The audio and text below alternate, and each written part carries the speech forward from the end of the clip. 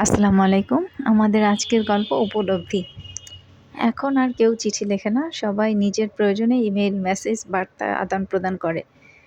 সেই সময় একাডেমির ঠিকানায় চিঠি আসে। গত ৩ দিন শাওন ক্লাস না থাকায় কোচিংয়ে আসে নাই। শাওনের দাদাবাড়ি থেকে চিঠি লেখার কেউ নেই, নানা বাড়িতে যাতায়াত নেই, তারা প্রবাসী। প্রশ্ন হচ্ছে, চিঠি কি ভুল করে এলো? চিঠি খুলে প্রথমেই চোখে পড়ে প্রিয় সুধী, আসসালামু আলাইকুম। সাভার বৃদ্ধাশ্রম থেকে আপনাকে স্মরণ করছি। শাওন, আসসালামু আলাইকুম। আমাকে আপনাদের অফিস থেকে সম্ভবত ভুল করে চিঠি পাঠানো হয়েছে। কর্তৃপক্ষ, আমরা বিষয়টি দেখে আপনার সাথে যোগাযোগ করছি। না ম্যাম, কিছুক্ষণ পরে জানায়, ভুল করে পাঠানো হয়নি। মোস্তাফিজ সাহেব আমাদের একজন সম্মানিত গ্রাহক। তিনি চিত্রনায়িকা রেশমার হাজবেন্ড। তিনি আপনার সাথে দেখা করতে চান, গুরুতর অসুস্থ। আমরা তার ইচ্ছা পূরণ করতে চাই। শাওন, যাদের নাম বললেন তাদের আমি চিনি না। আমি মফস্বল শহরে থাকি, ছোট চাকরি করি, সাথে ছোট বাচ্চা নিয়ে আসা যায় না একই শহরে। কর্তৃপক্ষ, আমরা আপনাকে জানালাম, বাকি আপনার ইচ্ছা। শাওন পুরো বিষয়টি তার হাজবেন্ডকে জানিয়ে ফোন নম্বর দেয়। সায়েম কর্তৃপক্ষের সঙ্গে যোগাযোগ করে শাওনকে দেখা করতে বলে। শাওন বাচ্চাসহ ঢাকার উদ্দেশ্যে যাত্রা করে। সকাল 11টার মধ্যেই গন্তব্যে পৌঁছে যায়। পরিচয় দেওয়ার পরে অফিস সহকারী তাকে মোস্তাফিজ সাহেবের রুমে নিয়ে এলো। তিনি বার্ধক্যজনিত রোগে ভুগছেন, কিন্তু এই মুহূর্তে শাওনকে পেয়ে মনে হচ্ছে তিনি প্রাণ ফিরে পেয়েছেন। শাওনের চোখে কেন পানি এসেছে সে নিজেও জানে না। শাওন, আপনি আমাকে কেন আসতে বলেছেন বুঝতে পারছি না। মোস্তাফিজ সাহেব, তুমি আমাকে চিনতে পারছো না, সে আমার ব্যর্থতা। আমি সফল কারণ তুমি আমার ডাকে সাড়া দিয়েছ। মোস্তাফিজ সাহেব একজন সম্মানিত ব্যক্তি, কিন্তু তার শেষ প্রহর কাটছে বৃদ্ধাশ্রমে। শাওন রিসিপশন থেকে তার শারীরিক খোঁজ নেয়।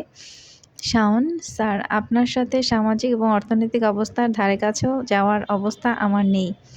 আসার সময় আপনার জন্য খাবার নিয়ে এসেছি, অনুমতি দিলে পরিবেশন করতে পারি। মোস্তাফিজ সাহেব, এত দূর থেকে খাবার এনেছো? শাওন, আজ সারাদিন তোমার সাথে গল্প করব। শাওন স্যার, আমাকে কিভাবে চেনেন? মোস্তাফিজ সাহেব ছবি দেখিয়ে বলেন, এই ছবিতে দুজন মানুষের মধ্যে একজন আমি, অন্যজন তুমি। জানো? শাওন মোস্তাফিজ সাহেবের সব কথা গুরুত্ব দিয়ে শুনছে। তার হিস্টোরি শাওনের কাছে জন্য আদর্শ শিক্ষা, কারণ ছবিতে মোস্তাফিজ সাহেবের কোলের বাচ্চাটি শাওন। শাওন স্যার, আপনার ওয়াইফ সাথে থাকলে মনে হয় ভালো হতো। মোস্তাফিজ সাহেব, আমি ছাত্র রাজনীতি করতে গিয়ে তার সাথে পরিচয়। বিয়ের পরে ঢাকা ছাড়তে চেয়েছি, অনেক খরচ, কিন্তু সে রাজি না। তার শুটিং থাকে, ঝলমলে দুনিয়া ছেড়ে আসবে না।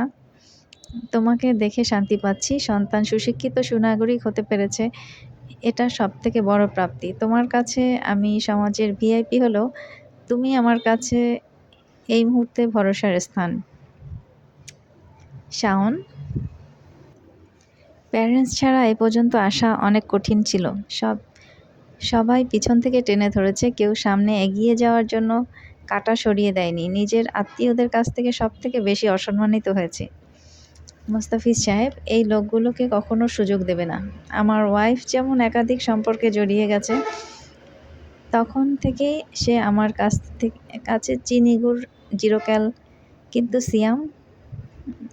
শাওন, সায়েম আমার একমাত্র সঙ্গী, আমার বাচ্চার নিরাপদ আশ্রয়। আমি শৈশব কৈশোরে প্যারেন্টসকে পাইনি, সারা জীবন আফসোস থাকবে। আমার বাচ্চা, সে আফসোস করবে না। আমি তাকে সময় দেই এবং তার বাবার কাছে বছরে একবার আমাদের যাওয়া হয়। মোস্তাফিজ সাহেব, সায়েমকে সব জানিয়ে ভালো করেছ। শাওন, আমি না জানালেও সে খোঁজ নিয়ে সব তথ্য পেয়ে যাবে। আমি চেয়েছি সে আমার কাছ থেকে সঠিক তথ্য জানবে।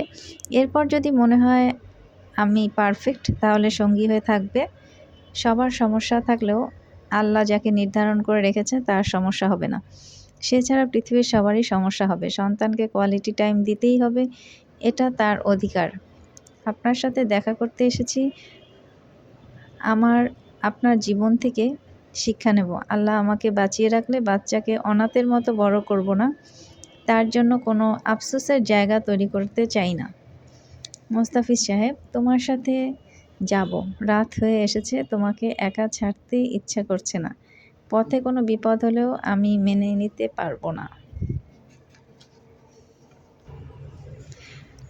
আব্বু এখানে নিঃসঙ্গ জীবন কাটাবে, শাওন মেনে নিতে পারছে না। মোস্তাফিজ সাহেবের প্রস্তাব তার ভালো লেগেছে। শাওন,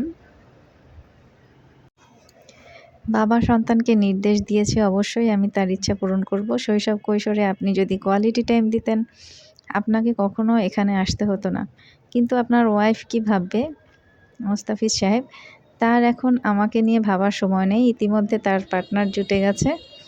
শাওন সমাজের একজন সাধারণ মানুষ হলেও একজন সাধারণ মানুষের জন্য সমাজ টিকে আছে। সেই রাতে শাওন বাবার সাথে থেকে যায়। পরের দিন অফিসের ফর্মালিটি শেষ করে মুস্তাফিজ সাহেব সহ বাড়ি ফিরল। সেই চিরচেনা শহর, নিজের ঘর এখনও সেই আগের মতোই আছে। উচ্চাভিলাষী জীবনযাপনের মাঝে